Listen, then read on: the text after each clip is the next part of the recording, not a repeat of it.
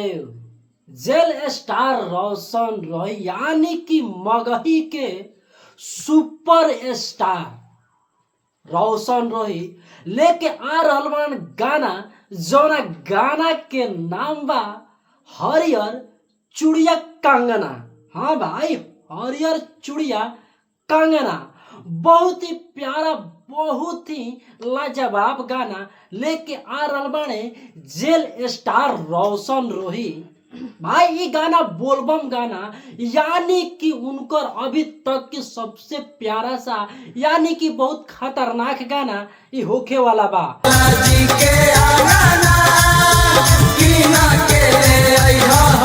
ये से बतावता नहीं कैसे कि गाना का टाइटल हमारा अच्छा लगा, लेकिन अभी रोशन रोही के अगर गाना के बात कल जाओ भाई थोड़ा व्यू डाउन चलता। अब काहे चलता ये हमारा खुद मालूम नहीं के। अगर रौरा लोग चाहता नहीं कि हमारा रोशन रोही यानी कि जेल स्टार रोशन रोही के सिरे ऐसे रह यानी कि व्यू के मामला में, तो भाई हो उनका के फॉलो के यानी कि हमारा के फॉलो करे के पड़ी, और तभी तो मालूम चली कि आखिर अगला गाना कहाँ से और कब आवता।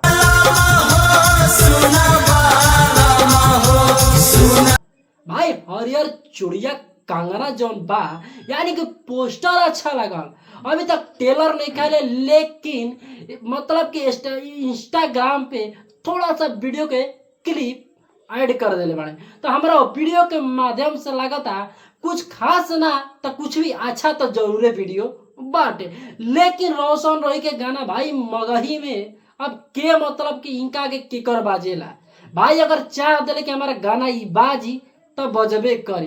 अब भी बता देता नहीं कि आखिर गाना लिखले के बा, गाना तो उहे लिखले बने भाई ओमकांत यानी कि भाई। अगर गाना के म्यूजिक के बात कही जाओ तो हाँ जी उहे म्यूजिक यानी कि अंकित अहिर।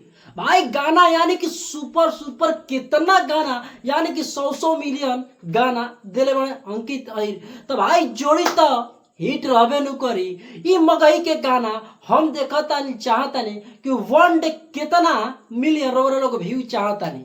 अगर कितना व्यू चाहता नहीं तो जरूर कमेंट के माध्यम से मतलब कि बता दी कि रोरा कितना व्यू चाहता नहीं। अगर हमारा मतलब आशा बाकी कम से कम वन डे 1 मिलियन तो जाए के चाहिए, लेकिन बाकी अब रौरा लोग के राय का बा, अभी रौरा लोग खुद बताइए कि कितना व्यू जाई 1 डे में।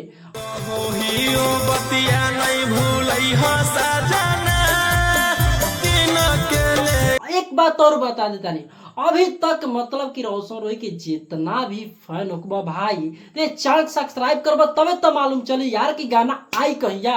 अगर मगर के जितना भी उनकर फैन होगा भाई तो हमारे के फॉलो करबा, यानी कि हम उनकर गाना के हमेशा रिव्यू करत रहिला और हमेशा अपडेट देत रहिला। तो अपडेट कैसे देवा के व्यू हमार ना जाई, अगर और लोग ना देखब जानी सब्सक्राइब ना करब जा तो पता कैसे चली उनकर फैन तू लोग हवा। भाई एक बात बता दी गाना अब आई कहिया, तो गाना के बात कर देते भाई कि कल 6:30 बजे ये गाना आवे वाला बाटे।